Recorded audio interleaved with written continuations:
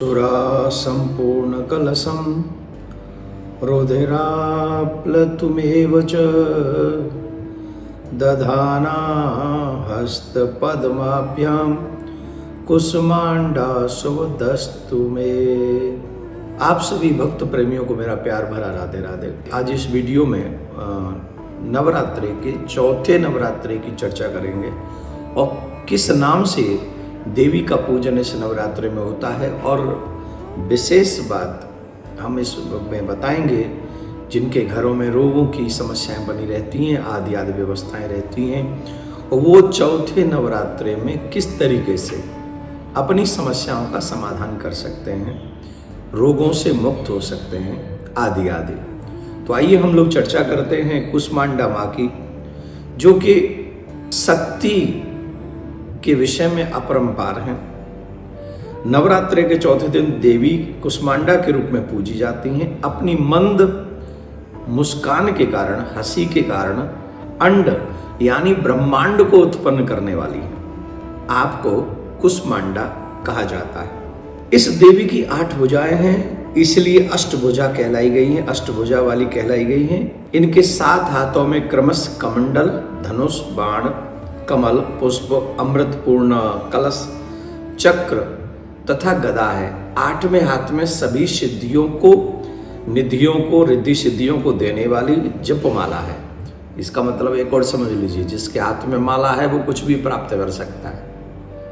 दुर्भाग्य यह है कि हम साधनों के पीछे, व्यवस्थाओं के पीछे भागते हैं, माला का त्याग करते हैं। देवी के हाथ में भी माला है, तो आपके हाथ में माला होगी तो क्या नहीं हो सकता। पर क्या कहें, फिर भी आप माला का थोड़ा सा जाप कीजिए, आपके लिए लाभदायक होगा।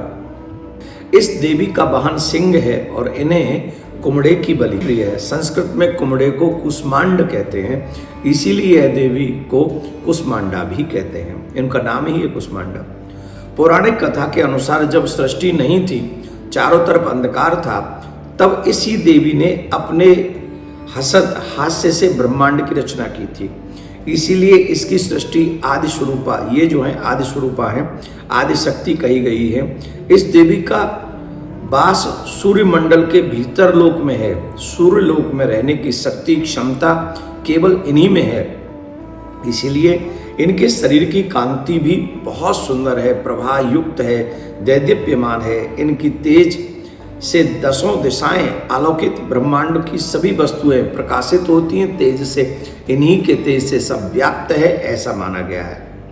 अचंचल और पवित्र मन से नवरात्रि के चौथे दिन इस देवी की जो व्यक्ति पूजा करता है, आराधना करता है, इससे सभी भक्तों के, मैंने शुरू में आपको कहा था रोगों के विषय में, जो मनुष्य कुसमांडा देवी की पूजा करता है, मन क्रम वचन से आराधना करता है, और जो मनुष्य काशी फल की बलि कोई भी आकार देकर, कुछ भी आकृति बनाकर, अपने रोगों की स्मृति करके, अपने परिवारी जनों के रोगों के विषय में जानकर, उन्हें माँ के आगे प्रस्तुत वंदना करके, निवेदन करके, जो कुसमांडा मतलब काशी फल की बलि देनी चाहिए माँ के आगे, और अपने समस्त रोगों का वर्णन करना चाहिए। तो माँ प्रसन्न होकर श्रद्धापूर्वक जो लोग, बलि माने पशु जीव बलि नहीं, ये काशी फल को ही बलि देनी चाहिए उस समय।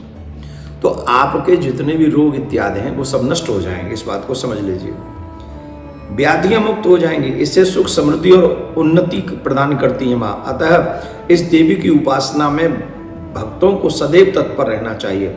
जिन जातकों की कुंडली में सूर्य नीच का हो और वो कुसमांडा माँ की पूजा करे, तो उसके उस ग्रह का असर कम होगा और प्रभाव जो है, जो दुष्प्रभाव है, वो दूर हो जाएगा। माँ कुसमांडा की पूजा करने से उनके भक्तों के दुख दूर होते हैं, उनके रोग नष्ट हो जाते हैं, उन्हें मुक्ति भी मिलती है। अगर आप कुसमांडा माँ की ढंग से, मन से, श्रद्धा से पूजा करें तो इसमें कोई द्वारा नहीं है। सृष्टि का सृजन करने वाली माँ को हम बार बार नमन करते हैं। एक और बात बताएं, कुसमांडा क्यों कहते हैं? क्योंकि आपने देखा होगा काशी फल में बीज बहुत होते हैं।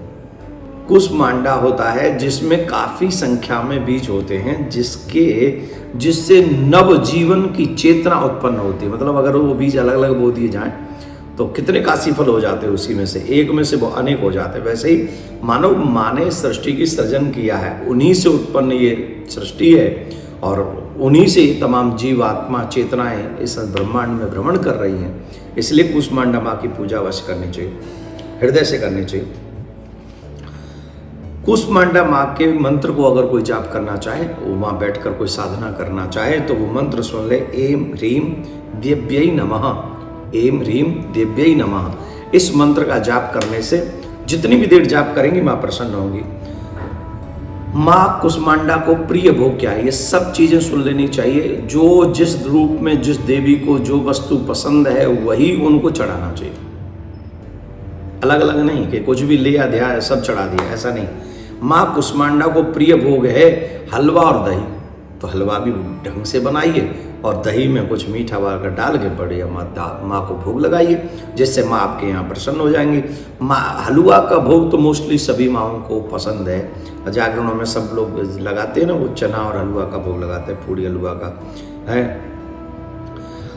माता जी को जो प्रिय फूल पसंद है और जो रंग पसंद है वो है लाल रंग पसंद है माता राम को, तो माँ लाल रंग अवश्य धारण कीजिए उस दिन पूजा करते समय। और जो पुष्पों में जो माँ को पुष्प पसंद है, लाल रंग का ही पुष्प माँ को पसंद है। माँ कुसमांडा की पूजा अर्चना से जीव की आयु बढ़ती है।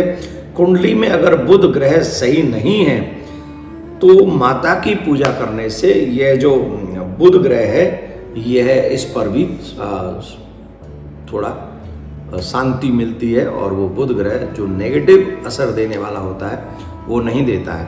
इसलिए कुसमांडा माँ आपके प्रत्येक मनोरथ को पूर्ण करे, आपके बाल गोपालों को निरोगी काया दे, आपको भी निरोगी काया दे। जिन जिन लोगों को आप ये उपाय से जिनके घरों में से रोग निकालना चाहते हैं उन सबको ये वीडियो अवश्य दिखाइए, सुनाइए। और एक बात, 9 के 9 नवरात्रों की कथा उपाय हम आपको बता रहे हैं, तो हर दिन पहले सुन लीजिए वीडियो, उसके बाद उसी रूप से आप पूजा कीजिए। क्योंकि जब पहले ही एक दिन पहले आपको वो वीडियो मिल जाता है तो आप ये व्यवस्था कर सकते हैं कि हम वो सब सामान एकत्रित कर लें और फिर सब में बांट दें, और फिर उसी रंग रूप से, उसी विधान से, उसी नियम से हम माँ भगवती की पूजा करें।